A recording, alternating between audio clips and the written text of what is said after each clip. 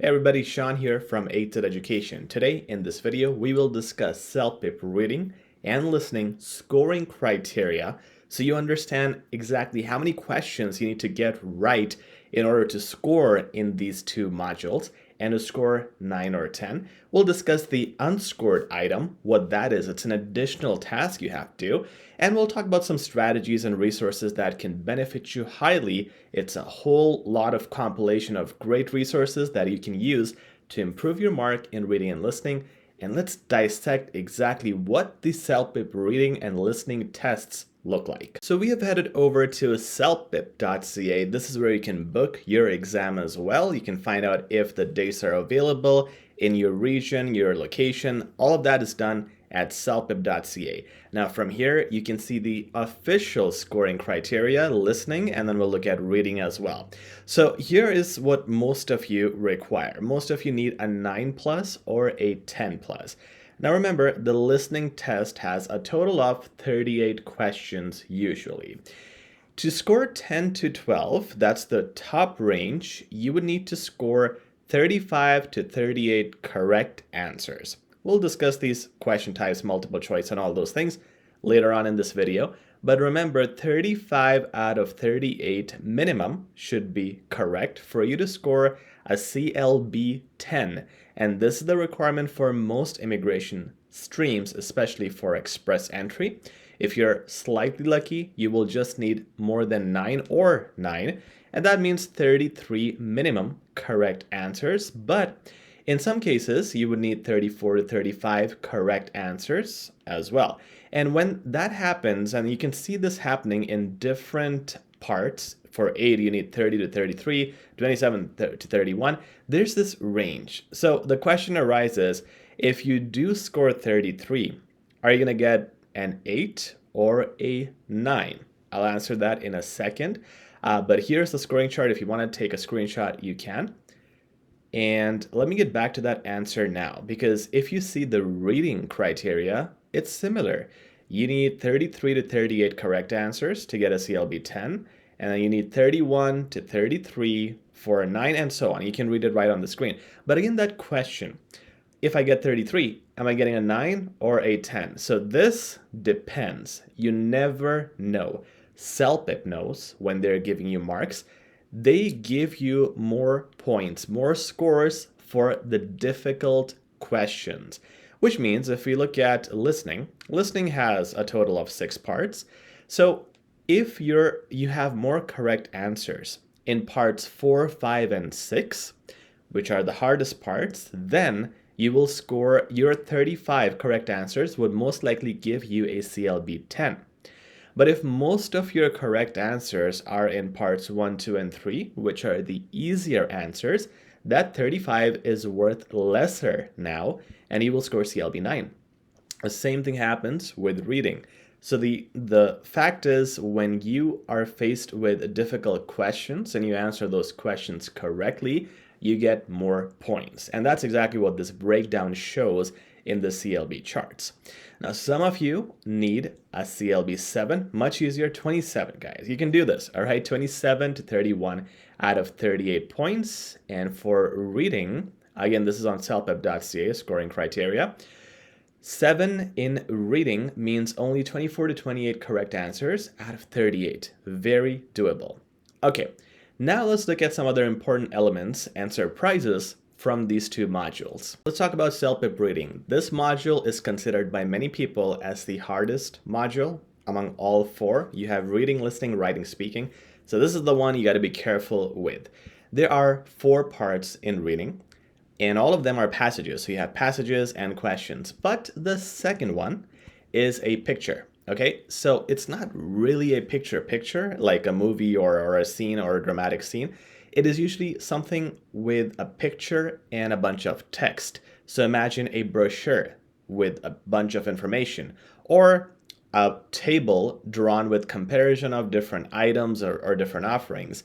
Something similar to that, which has a combination of words, letters, numbers, and pictures. This has much less text compared to parts 1, 3, and 4, which means you can read the picture which means look at the picture and read the text much faster than reading the passages in parts 1, 3, and 4. Okay? Now, when we come to listening, you have 6 parts. And with each part, there are, again, questions after the audio. Remember this, especially if you're coming here from IELTS. The questions are not on your screen when you're listening. The questions are displayed after you listen to the audio, which means you got to take notes. There's a piece of paper that's given. You have to take notes of whatever you hear. The more of the transcript you write down, the more notes you will have. And when the audio is finished, you will use your notes on your piece of paper to then answer the questions that will then be presented on the screen. So if you have more notes, you will remember what was said and you can do better answers. Now it's all listening, right? So it's supposedly audio, but the 5th part is a video. Now here you would have usually 3 people talking. Could be more, could be less. And when they're talking, all you got to do is, again, listen. It is still a listening test, so it's not a visual test, but there are some questions that ask you, what did the guy in the red shirt say? What did the lady with the glasses say?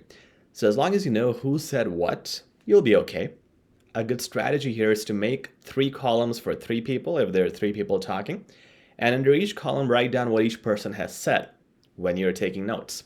This will help you understand the answer to the question, what did this person say? Or what did Jasmine say or Dan say? So make a column for Jasmine, make a column for Dan, and so on, and you wouldn't have an issue with this part. So don't let the video scare you. It is, again, a matter of listening, just looking at their appearances, know what each person said, and ultimately multitasking by taking notes. Now, what are the hard parts? Well, parts 1 and 2 in reading are easy. Parts 3 and 4 are very difficult. When it comes to listening, parts 4, 5, and 6, extremely hard. And when we say that in listening, of course, it means things are going to be faster. They're going to be said faster. Complex language and wordings are going to be used. And it's going to be a longer audio than what you see in parts 1, 2, and 3. In reading as well, expect the same thing. Vocabulary is going to be harder and the questions are going to be confusing. The paraphrasing is going to be a whole lot more difficult. So how to tackle this? We'll discuss some resources at the end of this video. Let's move on to the unscored items because this is a very common question and something that shocks people in the exam. I said you're going to get 6 parts in listening and 4 in reading, but you might end up getting 5 here. You might end up getting 7 or 8 parts in listening here. So what is this extra part? Well, it's an unscored item. So for example, if your listening is supposed to be 6 parts, you got a 7th one. The 7th one could be a repeated task 2, could be a repeated task 3, any one of the 6. And when it is repeated, you do not know, unfortunately, if it is being scored or unscored. Only CELPIP knows that. Now, they do this to make newer exams and for their survey purposes to see how candidates respond to different types of questions and tasks. It does make the exam longer, but there's, again, a benefit and a con to that. The benefit is if you were actually doing bad on the scored item and the unscored task is easier, you get good marks. And the opposite happens, you lose marks. So you never know which is unscored, which task is unscored. But whatever the repeated task is, one of those 2 is unscored. You just got to do your best in every task because we don't know and we don't want to take the risk or assume. We cannot assume. Okay, so don't be surprised if you get more than 6 parts in listening and more than 4 parts in reading. That is very normal. Let's talk about the question types for reading and listening. It's all multiple choice. So remember here, when you miss an answer, you have, for example, 5 questions and number 5, you don't understand what to answer. You have options A, B, C, D. Please pick one, because if you miss an answer, you will lose points. Of course, incorrect answers, you lose marks for that, obviously, but if you miss it, you lose marks too. So you have to mark something there. Pick anything A, B, C, D, make an educated guess, and don't miss an answer. Make sure to mark at least one answer, whatever is your closest assumption. And sometimes that educated guess helps people cross one CLB point to another. Remember, again, it's multiple choice questions, so do not rely on the very first answer you get. For example, among A, B, C, D, you look at A, it looks like the correct answer, you pick that, and you don't even look at B, C, D. Please, for the love of God, look at B, C, D. A lot of the times, especially in the later parts of reading and listening, the answers are very close together, and sometimes it's really, you see that and you say, well, it's two correct answers. So you got to dissect which one is more correct than the other, which one has more evidence or proof than the other, and which is more specific. If option C has more specific wordings while option A is more general, I'll pick option C. It resonates more with what was said or what was mentioned in the passage. Okay, so make sure to eliminate the other options. Look at all the options, make sure to not ignore the rest. That is how you do good in multiple choice questions. One more thing, it is not necessarily in sequence. If you're lucky, reading and listening questions may be in sequence, but it is not necessary. So don't think that option 1, for example, in reading, question 1 will be in paragraph 1, and question 5 or 6 will be at the end. It is not necessary. Be careful with that. And make sure to also look at the question. I mean, it's a very obvious thing to say, but when we're in the exam, we're nervous. We look at so many other things. We forget to look at the question. This is something I'm telling you actually happens. People look at options A, B, C, D, and the words there, and the actual question is forgotten. For example, the question is saying, what was the birthplace of George Washington? And you got to find that in the passage. Now, the options mention 1948, 1584, 1900, and let's say there's a town named Swan River.